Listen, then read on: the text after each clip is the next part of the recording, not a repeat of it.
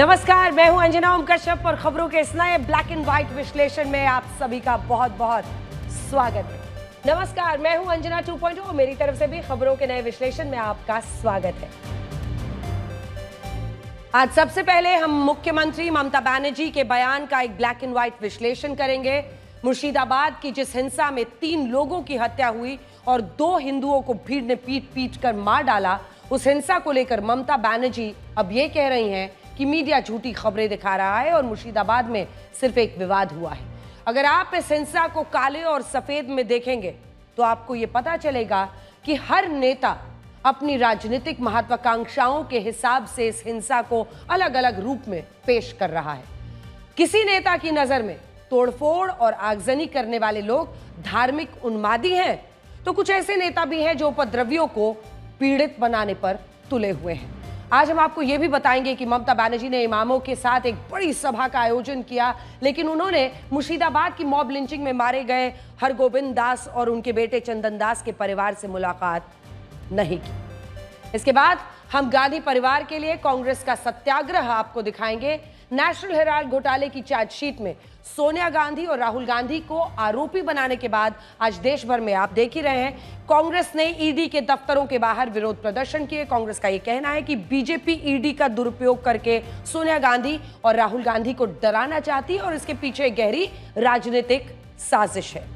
आज हम आपको यह भी बताएंगे कि क्या कांग्रेस ने देश भर में विरोध प्रदर्शन करने के लिए गलत मुद्दा चुना है। और मेरी एआई वर्जन आज आप क्या दिखाने वाली हैं। अंजना, आज तक लोगों ने फूड ऑन व्हील्स और लाइब्रेरी ऑन व्हील्स के बारे में सुना होगा, लेकिन आज हम एटीएम ऑन व्हील्स के बारे में बताएंगे। अगर ट्रेन में आपका नेटवर्क चला जाए और यूपीआई काम ना करे तो परेशान होने की जरूरत नहीं, क्योंकि अब ट्रेन में यात्रियों के साथ एटीएम भी सफर करेगा और लोगों को सुपरफास्ट ट्रेन में फास्ट कैश मिलेगा। देश की सबसे बड़ी खबर की बात करेंगे जिसको लेकर अलग अलग एजेंडा चल रहा है। हम बात करेंगे वक्फ कानून के नाम पर हो रही राजनीति की, जिसमें हर नेता अपने अपने तरीके से अपनी राजनीतिक महत्वाकांक्षाओं के हिसाब से हिंसा के अलग अलग रूप पेश कर रहा है। कुछ नेताओं की नजर में तोड़फोड़ और आगजनी करने वाले धार्मिक उन्मादी हैं, कुछ नेता ऐसे भी हैं जो उपद्रवियों को पीड़ित बनाने पर तुल गए हैं।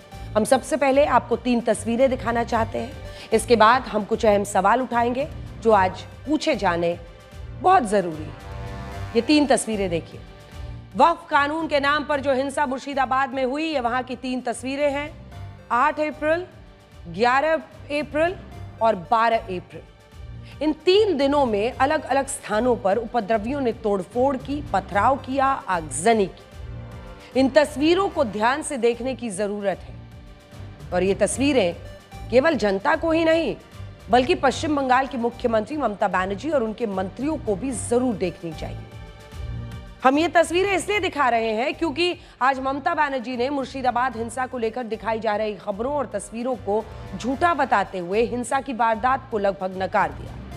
हिंसा की इन तस्वीरों को वो बीजेपी का प्रोपेगेंडा बता रही हैं।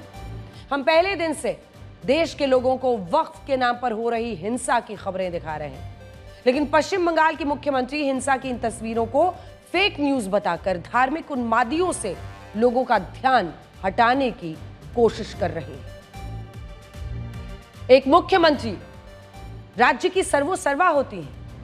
उनकी जिम्मेदारी है कि वो राज्य की कानून व्यवस्था को बनाए रखें, सभी धर्मों के लोगों के साथ समान व्यवहार करें, अच्छी बात है।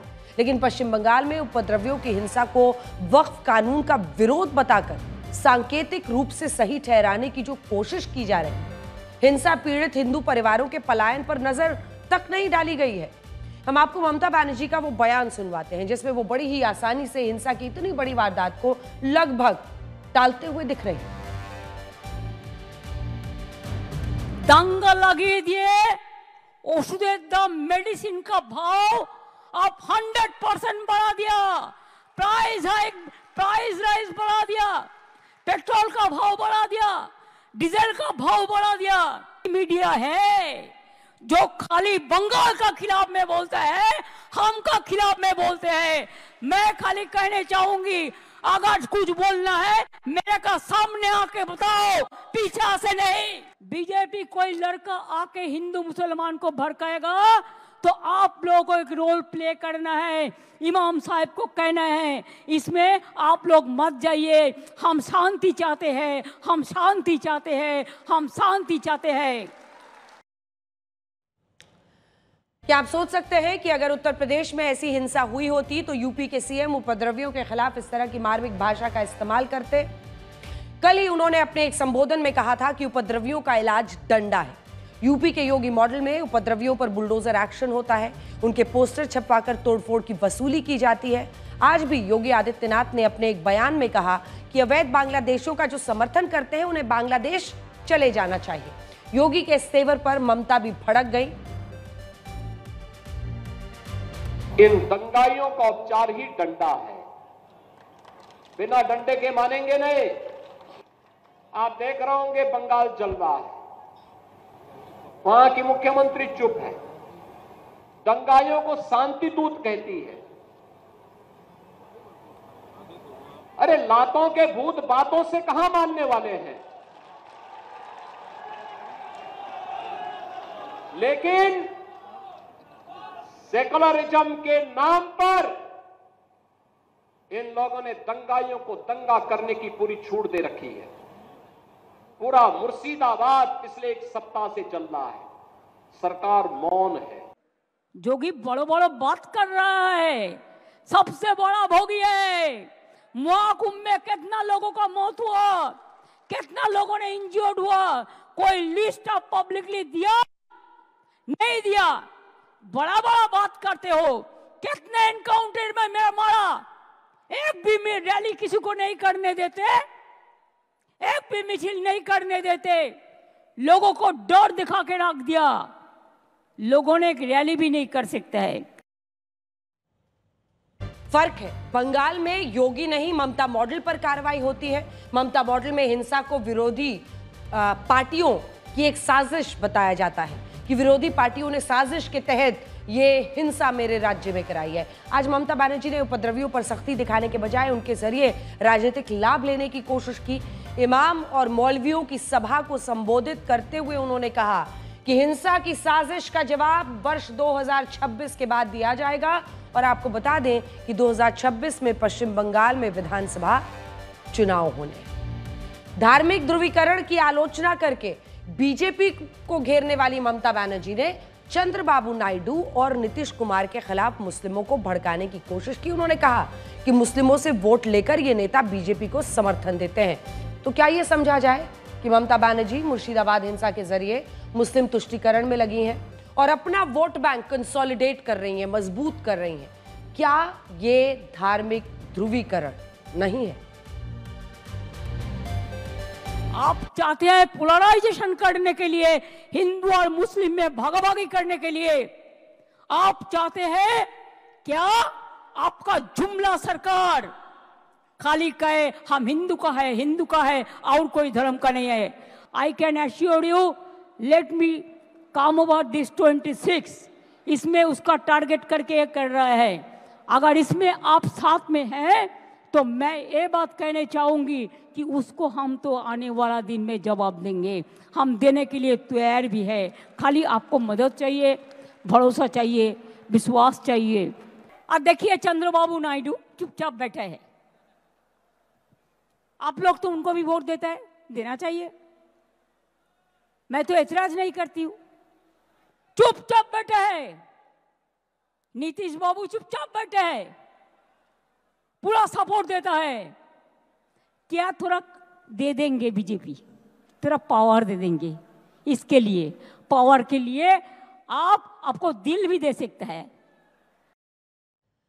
अब जिस कार्यक्रम में ममता बनर्जी ने शिरकत की थी उस कार्यक्रम सर्वधर्म संभाव की एक झलक थी। इसमें बड़ी संख्या में मुस्लिम समाज के लोग शामिल हुए थे और मंच पर अगर आप देखें तो कुछ अन्य धर्म के लोग भी आपको गिने चुने दिखाई देते हैं जिनको मंच पर बुलाया गया था।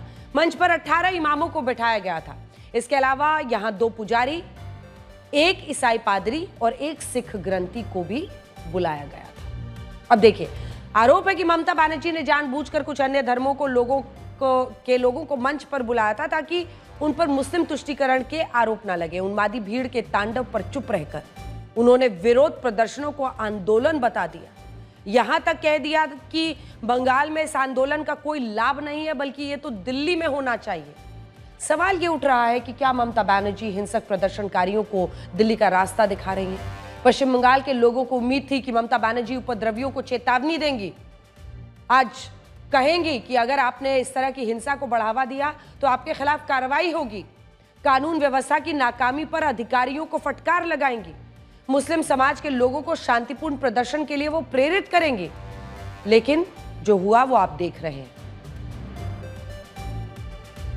मोदी जी के आमी रिक्वेस्ट करब, दया करे लोकटाके कंट्रोल करुन। समस्त एजेंसी के दिए दिएছেন ওনার হাতে, আর উনি সমস্ত প্ল্যান তৈরি করছেন। এন্ড মুর্শিদাবাদ জেলা হলেও সিটটা কিন্তু মালদার মধ্যে পড়ে, এবং it's a pre planned communal rights if I say so. কারণ আমিও পাবলিকের কাছ থেকে অনেক ইনফরমেশন পাচ্ছি। আপনারা দিল্লিতে গিয়ে সব রাজ্যের সাথে যোগাযোগ করুন, আগে contact all the state leadership, এবং তারপরে দিল্লিতে গিয়ে প্রোগ্রাম করুন। দরকার হলে রাস্তায় থাকবেন, দরকার হলে ময়দানে থাকবেন, সেখানে গিয়ে সব কমিউনিটি নিয়ে, সবাইকে সাথে নিয়ে আপনারা আন্দোলন করুন। আমি কথা দিচ্ছি আমাদের তৃণমূল কংগ্রেসের সাংসদরাও আপনাদের সাথে থাকবে। আজকে আপনাদের বিরুদ্ধে করছে,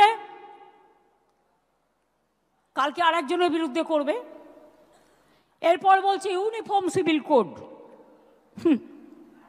খ্রিস্টানরা মেনে নেবে আপনার কথা?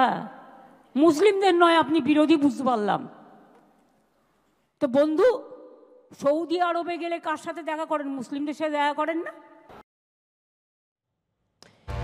ममता बनर्जी ने गृह मंत्रालय की उस शुरुआती रिपोर्ट को भी नकार दिया है जिसमें कहा गया है कि मुर्शिदाबाद हिंसा में बांग्लादेश का कनेक्शन है। गृह मंत्रालय की इस रिपोर्ट में कई खास बातें थी, जैसे उसमें बताया गया कि हिंसा के पीछे बांग्लादेशी घुसपैठियों का हाथ था। बांग्लादेश से यह अवैध घुसपैठ पिछले कई वर्षों से हो रही है। जहां जहां हिंसा हुई है वहां बड़ी संख्या में अवैध बांग्लादेशी रह रहे थे। सारे प्रशासन के पास अवैध बांग्लादेशियों का कोई रिकॉर्ड नहीं है। ममता बनर्जी ने गृह मंत्रालय की जो ये शुरुआती रिपोर्ट है इसको पूरी तरह से उन्होंने खारिज कर दिया, नकार दिया। ममता ने यहां तक कहा कि अगर मुर्शिदाबाद में हिंसा के पीछे बांग्लादेशी घुसपैठियों का हाथ है तो इसके लिए केंद्र सरकार और बीएसएफ जिम्मेदार है, क्योंकि सीमा की सुरक्षा इनके हाथ में। इसमें बांग्लादेश का हाथ है। अगर हाथ है तो इसको जमींदारी तो सेंट्रल गवर्नमेंट का है, कि बीएसएफ बॉर्डर संभालते हैं, हम नहीं संभालते हैं। ये अधिकार हमारे पास नहीं है। स्टेट गवर्नमेंट का पास बॉर्डर संभालने का अधिकार नहीं है। तो आपने क्यों अलाउ किया? क्यों अलाउ किया? क्यों बीजेपी का बाहर से आदमी आके आप गड़बड़ करके भाग गया?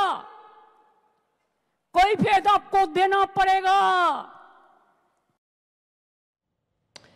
ममता बनर्जी बांग्लादेशी घुसपैठ को केंद्र सरकार की जिम्मेदारी बता रही हैं, लेकिन एक सच ये है कि बांग्लादेश से सबसे ज्यादा घुसपैठ पश्चिम बंगाल के रास्ते ही होती है, और इसमें भी मालदा, मुर्शिदाबाद, नादिया, तस्वीरें आप देख रहे हैं, ऐसे इलाके हैं जहां बड़ी संख्या में घुसपैठ होती आई है। भारत और बांग्लादेश एक दूसरे से 4096 किलोमीटर की सीमा साझा करते हैं। पूरे देश की मैं बात कर रही हूं। अगर आप पूरा देखेंगे, भारत और बांग्लादेश में जो बॉर्डर हम शेयर करते हैं वो 4096 किलोमीटर है। भारत के 5 राज्यों से जुड़ा है। इसमें सबसे लंबी जो सीमा है वो पश्चिम बंगाल के साथ ही है, जो लगभग 2000 से ऊपर है, 2217 किलोमीटर का है।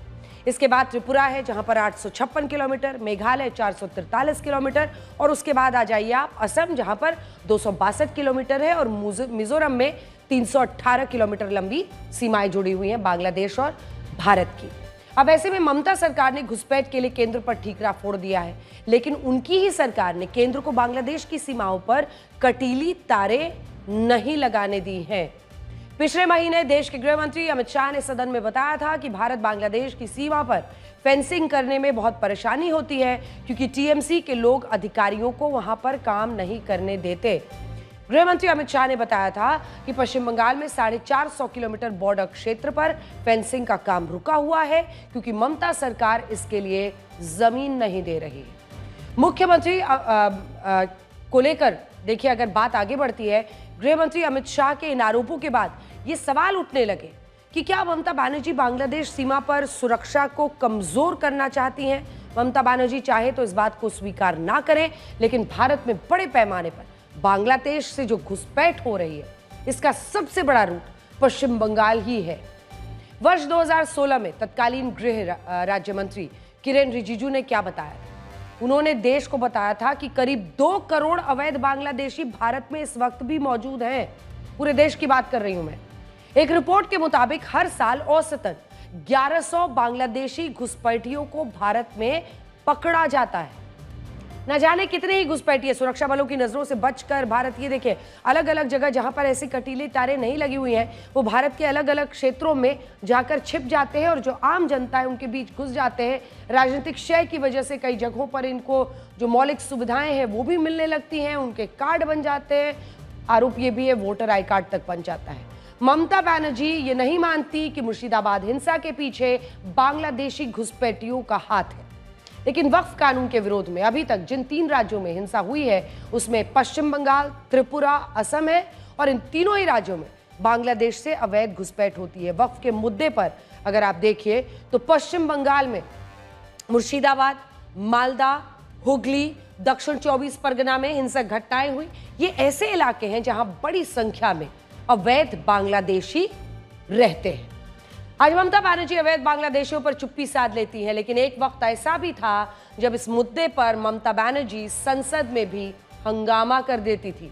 आपको जानकर अचरज होगा, हैरानी होगी। आज आपको ये वीडियो देखना चाहिए। ये वीडियो अगस्त 2005 की लोकसभा कार्यवाही का है, जिसमें ममता बनर्जी लोकसभा के डिप्टी स्पीकर पर कागज फेंकती हुई दिख रही हैं। ये वीडियो आज न सिर्फ देश की जनता को देखना चाहिए, बल्कि ये ममता बनर्जी को भी देखना चाहिए, क्योंकि जिस मुद्दे पर ममता ने गुस्से में पर्चा फेंका था वो मुद्दा था बांग्लादेशियों की अवैध घुसपैठ का। वर्ष 2005 में पश्चिम बंगाल में लेफ्ट पार्टियों की सरकार थी और तब ममता बनर्जी के लिए बांग्लादेशियों की अवैध घुसपैठ एक बहुत बड़ा मुद्दा था। उस दौर में ममता बनर्जी ने कहा था कि अवैध बांग्लादेशी पश्चिम बंगाल के लिए बड़ी आपदा की तरह हैं। इनफैक्ट हम लोगों ने उस वक्त की जो पार्लियामेंट्री प्रोसीडिंग्स है वो भी निकाला है और लोकसभा की ये डिबेट्स आपको हम दिखाएंगे अगस्त 4, 2005 की। ये लोकसभा की प्रोसीडिंग्स है जिसमें बाकायदा उनका पूरा स्टेटमेंट मौजूद है। अगर हम उनके स्टेटमेंट को निकालें तो ममता बनर्जी ने जो बात कही थी वो अब हम आपको दिखाते हैं, क्योंकि ममता बनर्जी, कुमारी ममता बनर्जी के नाम से ये है। ये वाला हिस्सा जो आप देख रहे हैं हाईलाइट किया गया है, ये ममता बनर्जी का कोट है जिसमें वो कोलकाता साउथ की सांसद के तौर पर वहां बोल रही हैं। इन्फिल्ट्रेशन इनटू बंगाल, वो सीधा सीधा बता रही हैं कि जो घुसपैठ हो रही है बांग्लादेश से has become a disaster now, एक बहुत बड़ी त्रासदी हो गई है, आपदा। उन्होंने ये कहा था। अब आपको बता देते हैं उनका पूरा कोट, क्योंकि ममता बनर्जी ने कहा कि बंगाल के लिए बांग्लादेश से होने वाला घुसपैठ आपदा की तरह है, क्योंकि वोटिंग लिस्ट तक में अवैध बांग्लादेशियों का नाम शामिल हो गया। ये खुद उन्होंने कहा है और ये पार्लियामेंट, और इसीलिए Bangladeshis as well as the Indian names in the voters list, इसको कोई इनकार नहीं कर सकता है, क्योंकि ये अगस्त 2005 में लोकसभा की पार्लियामेंट्री प्रोसीडिंग्स है जो हम आपको दिखा रहे हैं। चलिए, उन्होंने इसको एक गंभीर मामला बताते हुए संसद में चर्चा की मांग की थी, जिसे तत्कालीन लोकसभा अध्यक्ष सोमनाथ चैटर्जी ने सही फॉर्मेट ना होने की वजह से स्वीकार नहीं किया था और इसी गुस्से में ममता बनर्जी ने लोकसभा उपाध्यक्ष पर पर्चा फेंक दिया था। सोचिए, जो ममता बनर्जी आज अवैध बांग्लादेशियों पर चुप्पी साध लेती हैं, वो किसी वक्त इसी मुद्दे पर कितनी मुखर थी। सवाल यह है कि ममता बनर्जी के अंदर आए इस बदलाव की वजह क्या है। आप देखिए कि पिता पुत्र मार दिए गए घर से खींच के, बड़ी संख्या में हिंदू पलायन कर रहे हैं। वहाँ जाने के बजाय आज कलकत्ता में मौलाना और इमामों से मिलने तो तुष्टीकरण है, मुस्लिम वोट बैंक है। कानून नहीं लागू होगा ये कहा जा रहा है, उकसाया जा रहा है। और एक हफ्ते से मुर्शिदाबाद जल रहा था, रोहिंग्या बांग्लादेशी तक तांडव कर रहे थे, प्रोटेस्ट नहीं था वो, घरों को जलाया जा रहा था, दुकानों को लूटा जा रहा था। ये प्रोटेस्ट है कि ये डकैती है, ये हत्या है, लूट है, और इसके बाद सरकार चुप खड़ी हो, उसकी पुलिस मूक दर्शक बनी रहे। ममता जी जमायतुल उलमा हिंद की और मुस्लिम पर्सनल लॉ बोर्ड की मीटिंग अटेंड कर रही हैं, वो जाकर तरह तरह की बातें कर रही हैं, लोगों को भड़का रही हैं, और भड़काकर लोग जिस तरह का संदेश देना चाहती, पूरे बंगाल को आग में झोंकना चाहती, और बंगाल से निकली हुई चिंगारी को पूरे देश में फैलाना चाहती, ये दुर्भाग्यपूर्ण है। ममता जी आग से खेल रही हैं और भारत के मासूम मुसलमानों को भड़का रही हैं वोट के लिए, अपनी वोट की राजनीति के लिए मुसलमानों के कंधे का दुरुपयोग कर रही हैं। ममता बनर्जी यहाँ पे दंगाइयों को शय दे रही है, दंगाइयों को अलाउ कर रहे हैं। सिर्फ इस बार नहीं, इससे पहले भी जब भी घटना घटी है, तो मुझे लगता है आज ये जो आज ममता बनर्जी कर रही है, it is the height of the appeasement politics. Bharatvarsh में इतना अपीजमेंट पॉलिटिक्स, देश की हित को बाजू में रखकर देश की हित को बेच डालने की जो कीमत ममता बनर्जी रख रही है, आगे आने वाले समय में ममता बनर्जी का नाम इतिहास में काले अक्षरों में लिखा जाएगा। ममता बनर्जी तुष्टीकरण की पराकाष्ठा पर हैं। बंगाल में हिंदुओं को डरा रही हैं, बंगाल को बांग्लादेश बनाना चाहती है। ये देश के लिए दुर्भाग्य है। अब ये तमाम आरोप भारतीय जनता पार्टी के नेता उन पर लगा रहे हैं। आज सुप्रीम कोर्ट ने भी वक्फ कानून के विरोध में होने वाली हिंसा को गलत बताया है। चलिए मुर्शिदाबाद, जहां पर मुर्शिदाबाद हिंसा के बाद सबसे बड़ा सवाल यह है कि मॉब लिंचिंग का शिकार हुए परिवार से मिलने अभी तक कोई क्यों नहीं गया है। पीड़ित परिवार के लोग जान बचाकर दूसरे राज्य में शरण लेने को मजबूर हैं। उपद्रवियों के डर से वो अपने घर वापस आने की हिम्मत नहीं कर पा रहे। सवाल यह है कि हिंसा पीड़ित हिंदुओं से मिलने कोई क्यों नहीं जा रहा। बाकियों को तो छोड़िए, मुख्यमंत्री ममता बनर्जी तक उनसे मिलने नहीं गई हैं। आज इमामों के साथ उन्होंने बड़ी सभा जरूर की, लेकिन उन्होंने अपने सरकार को छोड़कर हिंसा के लिए सभी को जिम्मेदार ठहरा दिया। उस मंच से वोटों की सौदेबाजी में यह भी पूछ लिया कि क्या वक्फ कानून में मोदी सरकार का साथ देने के बाद भी आप नीतीश और चंद्रबाबू नायडू को वोट डालोगे। हिंसा के बाद इस तरह की बयानबाजी बताती है कि हमारे नेताओं के लिए वोट सबसे बड़ी, सबसे कीमती चीज है। वक्फ हिंसा को लेकर मुस्लिम नेताओं की एक अलग राजनीति चल रही है। कई मुस्लिम नेता तो सीधे तौर पर मुर्शिदाबाद हिंसा की निंदा भी नहीं कर रहे हैं। कांग्रेस नेता राशिद अवली ने वक्फ के नाम पर हुई हिंसा को क्रिया की प्रतिक्रिया बताया। सपा नेता, समाजवादी पार्टी के नेता अबू आजमी कह रहे हैं उपद्रव करने वाले युवाओं को कुछ नेता भड़का रहे हैं ताकि उन पर कानूनी कार्रवाई हो सके। असदुद्दीन ओवैसी, उनकी प्रतिक्रिया तो सोशल मीडिया पर भी खूब वायरल हो रही है। सुनिए तीनों को। प्रोटेस्ट सिर्फ बंगाल में नहीं हो रहा है। वक्फ एक्ट को लेके मुसलमान पूरे भारत के अंदर प्रोटेस्ट कर रहा है। मुर्शिदाबाद के अंदर हिंसा शामिल हो गई, वो होनी नहीं चाहिए थी। लेकिन मुझे याद है जब गुजरात के अंदर भयानक कम्युनल राइट हुआ था, तो अटल जी जो उस वक्त प्राइम मिनिस्टर थे, उन्होंने कहा था कि एक्शन का रिएक्शन होता है। तो मुर्शिदाबाद के अंदर भी एक रिएक्शन है और इसके लिए भारतीय जनता पार्टी जिम्मेदार है। जानबूझ करके इसको ऐसा बनाया जा रहा है ताकि एक कोई पत्थर आए और लड़के उस पर जो है थोड़ा गुस्सा हो जाए, सड़क पे भाग जाएं और उनको गोली मार दी जाए, उनको जेल भेज दिया जाए, उनको बर्बाद कर दिया जाए। आने वाली नस्लें उनको याद करें। जिस तरह से ये हो रहा है ना, चारों तरफ ये ऑर्गेनाइज किया जा रहा है कि थोड़ा छेड़ो इनको, ये कुछ बोलें और फिर इनको बर्बाद कर दो।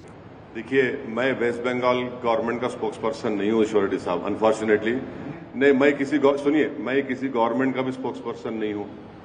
मैं अपनी पार्टी की तरफ से ये बात करने के लिए आया हूँ और वेस्ट बंगाल की जो सरकार है उनके पास कॉम्पिटेंट लोग हैं और मुझे यकीन है कि वो कॉम्पिटेंट लोग आपके सवाल का बेहतरीन जवाब दे सकते हैं। और आपको सिर्फ एक टेलीफोन कॉल करना है, उनको आप कॉल करो, बोल देते आप। असदुद्दीन ओवैसी कह रहे हैं कि मुर्शिदाबाद हिंसा पर बोलना ठीक नहीं है क्योंकि वो पश्चिम बंगाल सरकार के प्रवक्ता नहीं है। हम आपको असदुद्दीन ओवैसी के कुछ पुराने बयान सुनवाते हैं। जय भीम, जय मीम, जय तेलंगाना, जय फलस्तीन, तकबीर, अल्लाहु अकबर। ये कहना जरूरी समझता हूं कि आज गाजा में जो फलस्तीनियों पर जुल्म हो रहा है, पिछले कई महीनों से फलस्तीनियों पर जुल्म हो रहा है, बल्कि 5 महीने से ज्यादा हो चुके हैं। जालिम इजराइल की हुकूमत मासूम फलस्तीनियों को पर जुल्म कर रही है। प्राइम मिनिस्टर नरेंद्र मोदी से डिमांड करते हैं कि वो पहले सीज फायर कराए, वहां पर गाजा में सीज फायर कराए, गाजा में एक ह्यूमैनिटेरियन कॉरिडोर को खोला जाए। हम जब यूक्रेन पर हमले को कंडेम करते हैं तो ये भी हमला कंडेम करके वहां पे ह्यूमैनिटेरियन एक कॉरिडोर खोलना चाहिए ताकि गाजा की जनता को ह्यूमैनिटेरियन रिलीफ मिल सके। पश्चिम बंगाल की हिंसा और पश्चिम बंगाल में हुई मॉब लिंचिंग पर मुंह ना खोलने वाले असदुद्दीन ओवैसी से कई सवाल बनते हैं। फिलिस्तीन पर ओवैसी के इन बयानों को सुनने के बाद देश के लोग ये जानना चाहते हैं कि क्या असदुद्दीन ओवैसी फिलिस्तीन के प्रवक्ता हैं? क्या ओवैसी जानबूझकर ऐसे मुद्दों पर तो बोलते हैं जहां वो मुस्लिम तुष्टीकरण कर दे, लेकिन जब मॉब लिंचिंग हिंदुओं की होती है तो वो चुप रह जाते हैं? लोग जानना चाहते हैं कि जब वो गाजा के मुद्दे पर रैलियां आयोजित कर सकते हैं तो आखिर बंगाल हिंसा पर चुप्पी क्यों? अब हम बात करेंगे देश भर में हुए कांग्रेस के विरोध प्रदर्शन की, जिसका मुद्दा न महंगाई था, न बेरोजगारी, न गरीब, न किसान, न कानून व्यवस्था। मुद्दा था गांधी परिवार के खिलाफ ईडी की सख्त कार्रवाई। नेशनल हेराल्ड केस में ईडी ने कल राउज एवेन्यू कोर्ट में चार्जशीट फाइल की थी। इस चार्जशीट में ईडी ने सोनिया गांधी और राहुल गांधी को आरोपी बनाया है। तस्वीरें दिखाते हैं। इसी वजह से आज कांग्रेस पार्टी के नेता और कार्यकर्ता सड़कों पर उतरे थे और ये लोग ईडी और केंद्र सरकार के खिलाफ नारेबाजी करते नजर आए। कांग्रेस ने आज देश भर में ईडी के दफ्तरों के बाहर प्रदर्शन किया है। ईडी की कार्रवाई को बदले की राजनीति बताया है। नेशनल हेराल्ड केस में सोनिया गांधी और राहुल गांधी पर मनी लॉन्ड्रिंग का आरोप है। कम शब्दों में आपको ये पूरा मामला जरा समझाएं तो देखिए, साल 1938 में पंडित जवाहरलाल नेहरू ने नेशनल हेराल्ड नाम से एक अखबार शुरू किया। इस अखबार को एसोसिएटेड जर्नल्स लिमिटेड यानी एजीएल नाम की कंपनी चलाती थी, जो कांग्रेस और गांधी परिवार से जुड़ी हुई थी। वर्ष 2008 में घाटा होने के कारण नेशनल हेराल्ड को बंद करना पड़ा, लेकिन उसकी 2000 करोड़ रुपए की संपत्ति एजेएल कंपनी के पास ही रही। उस वक्त कांग्रेस पार्टी ने पार्टी फंड से एजेएल को दोबारा शुरू करने के लिए उन्हें बिना ब्याज के 90 करोड़ रुपए का लोन दे दिया। इसके बाद सोनिया गांधी, राहुल गांधी ने यंग इंडियन लिमिटेड नाम की एक कंपनी बनाई, जिसे कांग्रेस पार्टी ने 50 लाख रुपए में एजेएल से लोन रिकवरी की जिम्मेदारी दे दी और बाद में इसी यंग इंडियन कंपनी ने लोन के पैसों के बदले एजेएल की 99% हिस्सेदारी ले ली और फिर एजेएल का मालिकाना हक गांधी परिवार के पास आ गया। इस डील से गांधी परिवार को एक फायदा यह हुआ कि एजेएल की 2000 करोड़ रुपए की संपत्ति भी मिल गई। और देखिए, पूरे मामले में अब ईडी की पूछताछ चल रही है, चार्जशीट दायर हो गई है। यह पूरा मामला गांधी परिवार की कंपनी यंग इंडियन लिमिटेड और एजेएल के बीच हुए लेन देन से जुड़ा हुआ है। ईडी के मुताबिक एजेएल के 99% शेयर यंग इंडियन लिमिटेड को मात्र 50 लाख रुपए में मिल गए थे। ईडी का आरोप है कि यंग इंडियन को एक एनजीओ के तौर पर रजिस्टर किया गया था, जबकि यह कंपनी कोई चैरिटेबल काम करती ही नहीं थी और उसने एजेएल की प्रॉपर्टी से करोड़ों रुपए कमा लिए। अब कांग्रेस पार्टी का कहना है कि इस पूरी डील में पैसे का लेन देन हुआ ही नहीं, ना ही संपत्ति का ट्रांसफर। उनके मुताबिक ये पूरा मामला राजनीतिक बदले का है और इसी वजह से आज सभी नेता सड़क पर थे।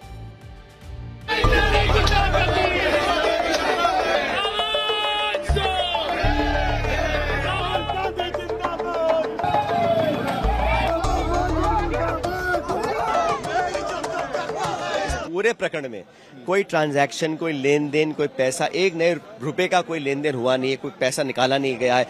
कांग्रेस लीडरशिप ने लगभग 100 साल पहले इसकी परिकल्पना की थी और कांग्रेस पार्टी की विचारधारा से जुड़ा पूरा प्रकरण है। इसमें ये कहना कि नॉन प्रॉफिटिंग एंटिटी है, उसमें कोई किसी ने कोई तनख्वाह, कोई पैसा, कोई बेचना खरीदना कुछ हुआ ही नहीं है, तो मनी लॉन्ड्रिंग कहां से आ गया? ये तो एक पॉलिटिकली मोटिवेटेड केस है जिसको एजेंसीज प्रूव करना चाहती हैं।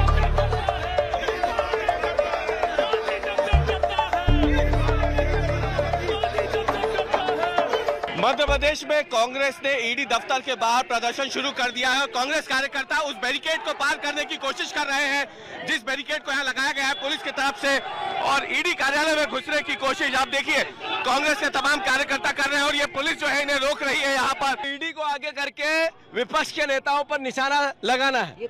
अरे ये बताओ कि आपने 36 नेताओं पर कार्रवाई की, 30 नेता बीजेपी में चले गए ईडी के द्वारा, ये क्या था? ये ईडी तोता नहीं है तो क्या है? बीजेपी का जो चाल चरित्र चेहरा अपने पाप को छुपाने का, इससे कांग्रेस लड़ेगी। कांग्रेस ही वो पार्टी है जिसने देश की आजादी में प्राण न्यौछावर किए, ना हम डरे थे। ये तोता जो है, जो पिंजरे में बंद करके प्रधानमंत्री जी ने जो देश की जनता पर छोड़ा है, आज ये तोता बंद है। इस बंद तोते को जो सीबीआई और ईडी के माध्यम से चल रहा है, इसको देने जा रहे हैं कि इसको सरकार उड़ा दे, नहीं तो देश लोकतंत्र की हत्या ना करे।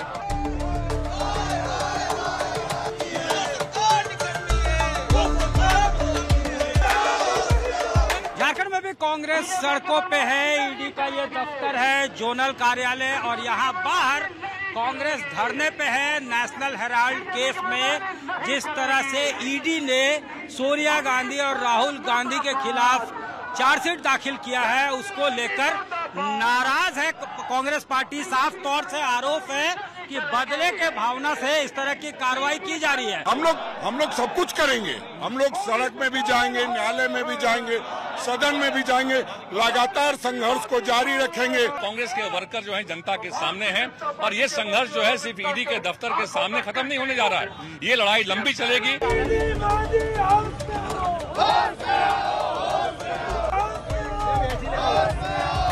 नेशनल हेराल्ड केस में राहुल गांधी और सोनिया गांधी का नाम चार्जशीट में आने के बाद पूरे देश में कांग्रेस प्रदर्शन कर रही है। अहमदाबाद में भी कांग्रेस के कार्यकर्ताओं के द्वारा जो है वो ये प्रदर्शन किया गया है।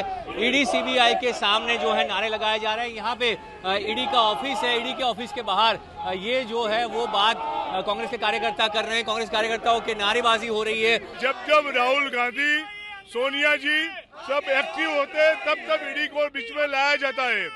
मैं समझता हूँ जिस तरह ईडी को बीच में लाया गया है, उनको पता चल गया है कि गुजरात में से उसका पक्ष सिरक रहा है।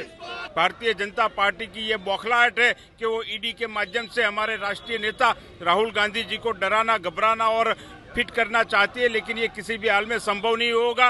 राहुल जी पर झूठे केसेस लगाए जा रहे हैं। लोकशाही को और संविधान को खत्म करने का कार्य भारतीय जनता पार्टी कर रही है। सरकार को बताना चाहता हूँ कि कांग्रेस का एक कार्यकर्ता अमर शेर है और ये आपके आजादी से पुराना जब राहुल गांधी पैदा हुए, उतना पुराना अखबार नेशनल हेराल्ड जो देश के स्वतंत्रता सेनानियों की आवाज बना, उस मुद्दे पर झूठी चार्जशीट आपने फाइल कर दी।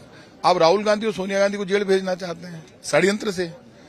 आप मुझे ये बताइए, आप चाहते हैं क्या अपोजिशन को बिल्कुल वॉश आउट करके, जिस देश में इंदिरा गांधी जी की हत्या हो गई, इन्हीं की दादी की, राजीव गांधी जी की हत्या हो गई, ये क्या षड्यंत्र है बीजेपी? ईडी घुस गई, आईओ लग गया, इंक्वायरी हो गई और इंक्वायरी में आ गया सोनिया गांधी, राहुल गांधी कोई दोषी नहीं है। उसके बावजूद जो ये नाटक चल रहा देश के अंदर और पूरे मुल्क में आपकी तरह धरना दिए हुए बैठे लोग, तो आप सोच सकते हैं कि ये चाहते क्या है।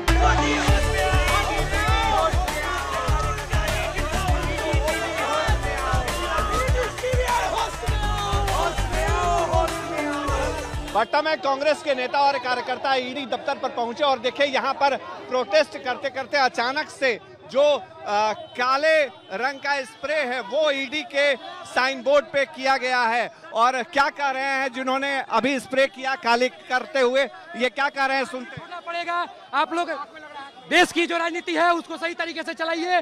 नेहरू के विरासत को बचाने के लिए ईडी जो है नेशनल हेराल्ड पे आप लोग कार्रवाई कर रहे हैं, उसके खिलाफ ये राजनीति नहीं चलेगी। आरोप सीधा और वही पुराना है कि बीजेपी की केंद्र की सरकार जो है वो केंद्रीय एजेंसियों का दुरुपयोग कर रही है। ईडी की कार्रवाई पर जो हंगामा आज कांग्रेस नेताओं ने किया है, उसी तरह का हंगामा वर्ष 2022 में भी हुआ था जब राहुल गांधी से ईडी ने पूछताछ की थी। इसी तरह का हंगामा कांग्रेस पार्टी ने वर्ष 2023 में भी किया था। उस वक्त मानहानि के केस में राहुल गांधी की संसद सदस्यता चली गई थी। वैसे जिस तरह का गुस्सा कांग्रेस पार्टी के नेताओं और कार्यकर्ताओं के चेहरे पर आज दिखा है, वैसी नाराजगी जनता के मुद्दों पर बहुत कम दिखाई देती है। कई ऐसे मुद्दे हैं जिनको लेकर जनता को उम्मीद रहती है कि देश का विपक्ष सड़क पर उतरेगा, उनके हक की आवाज उठाएगा। लेकिन आपको शायद याद भी नहीं होगा कि देश के विपक्ष ने जनता के जरूरी मुद्दों पर पिछली बार इस तरह का आंदोलन कब किया था। वक्फ कानून को लेकर पश्चिम बंगाल में हिंदुओं की मॉब लिंचिंग हो गई और विपक्ष के किसी भी नेता ने पीड़ित परिवार से मिलने की जहमत नहीं उठाई। मिलना तो छोड़िए, किसी विपक्षी नेता ने मॉब लिंचिंग शब्द का इस्तेमाल तक नहीं किया। विपक्ष का कोई भी नेता हिंदुओं पर हुए इस अत्याचार के खिलाफ नहीं उतरा सड़कों पर। किसी ने उपद्रवियों और बंगाल की कानून व्यवस्था के खिलाफ कोई नारेबाजी नहीं की, ना ही कोई रैली निकालने के लिए पहुंचा। ये तमाम ऐसे मुद्दे हैं। धर्म के उन्माद में हिंदुओं के घर जला दिए गए। कई पीड़ित हिंदू परिवार अपने ही देश में, अपने ही राज्य में, अपनी ही जमीन पर शरणार्थी बन गए हैं, रेफ्यूजी बन गए हैं। लेकिन आज जो लोग सड़क पर हंगामा कर रहे हैं, उनमें से किसी भी नेता ने उन पीड़ितों की सुध कतई नहीं ली।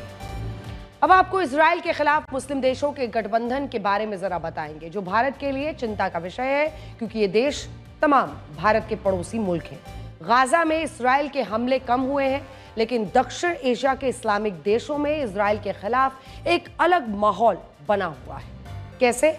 बांग्लादेश, पाकिस्तान, मालदीव, ये तमाम ऐसे देश हैं जहां पर इजराइल के खिलाफ नफरत फैलाई जा रही है, जिसकी वजह से हिंसक वारदातों में इजाफा हो रहा है। इन देशों में ऐसी कंपनियों को निशाना बनाया जा रहा है जो किसी ना किसी रूप से इजराइल से जुड़ी हुई है। हम आपको बताते हैं, बांग्लादेश में बाटा, KFC, पिज्जा हट जैसी कंपनियों के आउटलेट में तोड़फोड़ की गई। क्यों? अगर आप देखिए तो KFC एक अमेरिकी कंपनी है, लेकिन बांग्लादेश में इनकी फ्रेंचाइजी इजराइल की कंपनी टिकटुक के पास है। यही वजह है कि बांग्लादेश में KFC और पिज्जा हट में मालिक याम्ब्रांस पर हमले हो रहे हैं। बांग्लादेश में इजराइल के विरोध में करीब 1 लाख लोग सड़कों पर उतरे। बांग्लादेश की मोहम्मद यूनुस सरकार भी इजराइल के विरोध में उतर गई है। उसने अपने नागरिकों के इजराइल जाने पर रोक लगा दी है। आप सोचिए, यूनुस सरकार अपने नागरिकों से कह रही है कि आप इजराइल नहीं जा सकते। गाजा में इजरायली हमलों का विरोध दर्ज करने में यूनुस सरकार ने यह फैसला लिया है। बांग्लादेशी लोगों के पासपोर्ट्स पर सरकार ने लिखा है, इजराइल के लिए मान्य नहीं। ये लिखना शुरू कर दिया है उन्होंने। ये देखिए, ये हमने आपके लिए वो हाईलाइट कर दिया है। यानी इन लोगों को इजराइल जाने से मना कर दिया गया है। बांग्लादेश की तरह पाकिस्तान, जहां पर इजराइल विरोध में कराची की सड़कों पर हजारों लोगों ने जोरदार नारेबाजी की। तस्वीरें देखिए, विरोध के दौरान प्रदर्शनकारियों ने KFC पर हमला किया। हाल के दिनों में पाकिस्तान में KFC पर हमले की 3 घटनाएं हो चुकी हैं। पाकिस्तान की तरह मालदीव्स और KFC पर हमले की वजह सिर्फ इतनी है कि अमेरिका और इजराइल के रिश्ते अच्छे हैं और KFC अमेरिकी कंपनी है। KFC का सीधे तौर पर इजराइल से कोई लेना देना भी नहीं है। पाकिस्तान की तरह ही मालदीव्स में भी इजराइल का जोरदार विरोध हो रहा है। मालदीव्स ने इजराइल के लोगों पर प्रतिबंध लगा दिया। वहां की संसद में इजरायली पासपोर्ट पर प्रतिबंध लगाने के लिए एक संशोधन पास किया गया है। मालदीव्स ने फिलिस्तीन के होने वाले हमलों के बंद होने तक इजरायली नागरिकों के मालदीव्स आने पर प्रतिबंध लगा दिया है। ये अब इसको किस तरह से देखा जाए? जब आप आम लोगों पर प्रतिबंध लगाते हैं और मजहब के आधार पर ही आप एक नफरत किसी एक मुल्क के खिलाफ फैला रहे हैं, तो इसे क्या माना जाएगा? मालदीव्स ने फिलिस्तीन के होने वाले हमलों के बाद बंद होने की वजह से अगर आप देखें तो इजरायली नागरिकों के मालदीव्स आने पर ही प्रतिबंध लगा दिया है। देखा जाए तो भारत के चारों ओर इजराइल के खिलाफ विरोध प्रदर्शन हो रहे हैं, जो भारत के लिए परेशानी वाली बात है, चिंता की बात है। इसकी वजह यह है कि भारत और इजराइल के संबंध अच्छे हैं और इजराइल के विरोध के नाम पर इन देशों में भारत का विरोध भी हो रहा है। आज भारत के अधिकतर लोग इस सवाल का जवाब खोज रहे हैं कि आने वाले समय में सोने की कीमतें कम होंगी या 1 लाख को पार कर जाएंगी। पिछले हफ्ते अमेरिका में फाइनेंशियल सेवाएं देने वाली कंपनी मॉर्निंग स्टार दावा किया था कि सोने के दाम तेजी से गिरेंगे और 10 ग्राम सोने की कीमतें 56,000 रुपए के स्तर तक आ जाएंगी। लेकिन अब सुनिए, जो लोग इस अनुमान को लेकर खुश थे, उन्हें अब थोड़ा परेशान होना पड़ सकता है, क्योंकि अमेरिका के इन्वेस्टमेंट बैंक गोल्डमैन सैक्स और यूनियन बैंक ऑफ स्विट्जरलैंड के नए अनुमान के मुताबिक, जी हाँ, ये कीमत जो आप देख रहे हैं उनका यही अनुमान है। उनके अनुमान के मुताबिक इस साल के अंत तक 10 ग्राम सोने की कीमत 1,25,000 रुपए के पार जा सकती है। गोल्डमैन सैक्स का अनुमान है कि दुनिया के सेंट्रल बैंक्स हर महीने औसतन 80 टन सोना खरीदेंगे, जो पहले उसका अनुमान 70 टन प्रति माह का था, जबकि 2022 में दुनिया के सेंट्रल बैंक्स औसतन हर महीने 17 टन सोना खरीद रहे थे। सोने की मांग बढ़ने के लिए मौजूदा वैश्विक हालात को जिम्मेदार माना जा रहा है। कई देशों के बीच तनाव है। अमेरिका के राष्ट्रपति डोनाल्ड ट्रंप द्वारा लगाए गए टैरिफ की वजह से लोग गोल्ड में निवेश कर रहे हैं। महंगाई या आर्थिक मंदी से बचने के लिए लोग सोने में इन्वेस्ट करना पसंद करते हैं, क्योंकि सोना किसी भी परिस्थिति में, और खास तौर पर भारत में किसी भी परिस्थिति में सबसे सुरक्षित निवेश माना जाता है।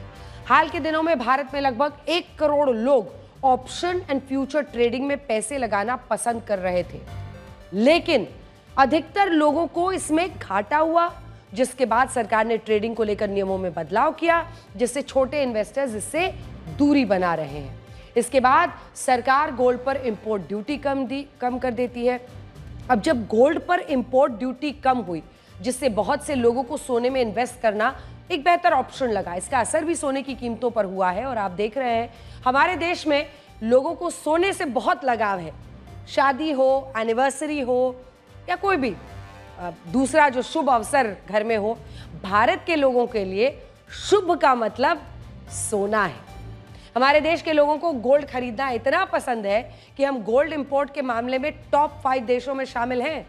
भारत के लोगों के पास 250 लाख किलो से ज्यादा सोना है, 250 लाख किलो, जो अमेरिका के गोल्ड रिजर्व से 3 गुना ज्यादा है, जबकि आरबीआई के पास 8.5 लाख किलो गोल्ड रिजर्व है। 14 अप्रैल से भारत में शादियों का सीजन शुरू हो चुका है और भारत में हर साल सोने की कुल डिमांड में 50%, जी हाँ, 50% डिमांड शादियों की वजह से होती है। शादियों के दौरान भारत के लोग सोने की जबरदस्त खरीदारी करते हैं। आज दिल्ली में 10 ग्राम सोने की कीमतें लगभग 96,500 रुपए हो गई। 30 अप्रैल को भारत में अक्षय तृतीया का त्योहार है और इस दिन को सोने की खरीदारी के लिए बहुत शुभ माना जाता है। ज्यादातर लोग कोशिश करते हैं कि कुछ ना कुछ सोने की एक चीज, बाली, कुछ भी एक खरीद लें। अनुमान लगाया जा रहा है कि अक्षय तृतीया तक सोने के दाम 1 लाख रुपए के पार जा सकते हैं। सिर्फ इसी साल 3.5 महीने में सोने की कीमतों में 17,000 रुपए तक की वृद्धि हो चुकी है। जानकारों का यह भी मानना है कि सोने की कीमतों में आ रहा ये उछाल अस्थायी है। जब ये भू राजनीतिक तनाव कम हो जाएगा, जिसमें ये टैरिफ इंक्रीज जो अमेरिका ने किया है या अलग अलग जगहों पर युद्ध छिड़ा हुआ है, शेयर बाजार में जो उथल पुथल है, ये सब जब बदलेगा तो कीमतों में गिरावट आ सकती है। वैश्विक बाजार में स्थिरता आने से लोगों की चिंताएं कम होंगी, जिसका फिर सीधा असर सोने की कीमतों पर होगा। इस समय देश के करोड़ों लोग आईपीएल देखने में बिजी हैं। इनमें बहुत से लोग क्रिकेट प्रेमी हैं और कुछ ऐसे लोग भी हैं जो फैंटेसी एप्स पर अपनी क्रिकेट टीम बनाने में लगे हुए हैं। लेकिन क्या आप जानते हैं कि फैंटेसी एप्स पर टीम बनाने की प्रक्रिया का असर देश के बैंकिंग सिस्टम पर भी पड़ रहा है।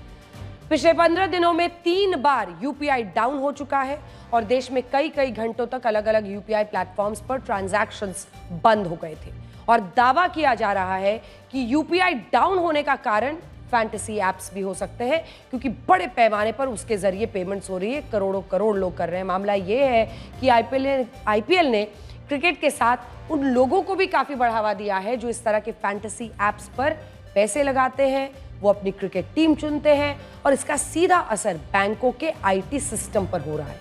क्रिकेट प्रेमी सोचते हैं कि आईपीएल से नई प्रतिभाओं को मौका मिल रहा है, लेकिन हकीकत यह है कि बहुत से लोगों के लिए ये शुद्ध व्यापार है, लेकिन ये व्यापार बैंकों के लिए एक बुरा सपना साबित हो रहा है। एक अनुमान के मुताबिक 2 महीने तक चलने वाले इस IPL में फैंटेसी एप्स और दूसरे तरीकों से 8,71,000 करोड़ से ज्यादा के ट्रांजैक्शंस हो सकते हैं। अब ऐसे में इस परिस्थितियां क्या बनेंगी, आप देख रहे हैं कुछ ऐसे फैंटेसी ऐप्स हैं जो लोगों को अपनी टीम बनाने, दूसरे लोगों के साथ प्रतिस्पर्धा करने का, कंपटीशन करने का मौका देती है। और इस दौरान UPI के जरिए लोग तुरंत अपने खाते से पैसे निकालकर इन क्लिक ऑफ अ बटन जिसको कहा जाता है, पैसे निकालकर इन प्लेटफॉर्म्स पर लगा देते हैं और मैच के दौरान तेजी से ट्रांजैक्शंस की संख्या बढ़ने लगती है। इसका सीधा असर उन बैंकों के सिस्टम पर होता है जिनमें इन लोगों के खाते खुले हुए हैं। बैंकों की मजबूरी होती है कि वो अपने पास आने वाली किसी भी रकम को मिस ना करें, क्योंकि ट्रांजैक्शन फेल होने पर व्यक्ति दूसरे बैंक का रुख करता है जो बैंक के लिए घाटे का सौदा है। UPI से पहले तत्काल होने वाले जो ट्रांजैक्शन डेबिट या क्रेडिट कार्ड की मदद से होते थे, जिनके लिए बैंकों के सिस्टम के पास पर्याप्त समय होता था, लेकिन UPI के बाद बैंकों के लिए मुश्किल बढ़ गई है, क्योंकि दुनिया में होने वाले real time transactions, money transfers में 50% से ज्यादा UPI से होती है। अंजना, आपने फूड ऑन व्हील्स देखा होगा, लाइब्रेरी ऑन व्हील्स देखी होगी, लेकिन आज हम आपको ATM ऑन व्हील्स के बारे में बताएंगे, जिसे आप कैश ऑन व्हील्स भी कह सकते हैं। ATM ऑन व्हील्स, इसका क्या मतलब है, ये कैसे होने वाला है? पहियों की सहायता से एक से दूसरी जगह ट्रैवल करेंगे ATM? बिल्कुल अंजना, ये खबर रेल में सफर करने वाले भारत के यात्रियों के लिए है। लंबी यात्रा के दौरान अब उन्हें कैश की दिक्कत नहीं होगी, क्योंकि अब ATM उनके साथ यात्रा करेगा। उन्हें सुपरफास्ट ट्रेन में फास्ट कैश मिलेगा। अंजना 2.0, हमने रेलवे प्लेटफॉर्म या मेट्रो स्टेशन पर ATM देखे हैं, और अगर अब ट्रेन में भी ATM या कैश की सुविधा मिलने वाली है तो ये तो कमाल है। अंजना, एक्सपेरिमेंट के तौर पर पंचवटी एक्सप्रेस में ATM इंस्टॉल किया गया है। ये ट्रेन मुंबई के छत्रपति शिवाजी महाराज टर्मिनस से नासिक जिले के मनमाड तक जाने वाली है। इस ट्रेन के AC चेयर कार कोच में इस ATM को इंस्टॉल किया गया है। इससे लोगों को यात्रा के दौरान कैश की दिक्कत नहीं होगी और ना ही ज्यादा कैश ले जाने की जरूरत होगी।